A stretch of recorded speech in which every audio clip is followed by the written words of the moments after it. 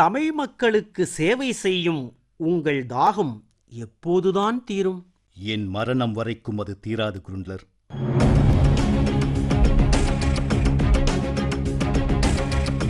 நற்றமிழுக்காக, நற்செய்திக்காக, தமிழ் மக்களுக்காக 24 மணி நேரமும் உழைத்துக் கொண்டிருந்த சீகன்பால் 24 விதமான சாதனைகளை செய்துவிட்டு போயிருக்கிறார். முதல் இங்கு வந்த புராட்டஸ்டன்ட் மிஷனரி அவர்தான். முதல் அரசின் உரிமை பெற்று வந்தவரும் அவர்தான். முதல் இந்தியாவில் புராட்டஸ்டன்ட் பக்தியை பரப்பியவரும் அவர்தான். முதல் அச்சகத்தை ஆரம்பித்தார். முதல் காகித ஆலையை ஆரம்பித்தார். முதல் புதிய ஏற்பாட்டை தமிழில் அச்சடித்தார். முதல் புதிய ஏற்பாட்டை தமிழில் மொழிபெயர்த்தார். முதல் தமிழ் நாள்காட்டி அச்சிட்டு வெளியிட்டார்.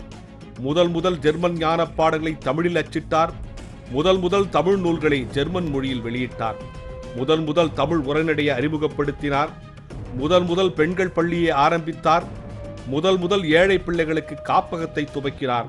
முதல் பெண்களுக்கு தையர் கூடம் ஆரம்பித்தார். முதல் இலவச மதிய உணவு வழங்குவதை துவக்கினார். முதல் பள்ளி பிள்ளைகளுக்கு பாடல் நூல்களை அச்சிட்டார். முதல் புராட்டஸ்டன்ட் ஆலயத்தை கட்டினார். முதல் தமிழ் மொழியில் அருளுரையாற்றினார்.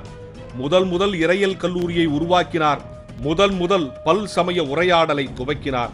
முதல் தமிழ் அகராதியை உருவாக்கினார். முதல் தென்னிந்திய கடவுள்களின் வரலாற்றை எழுதினார்.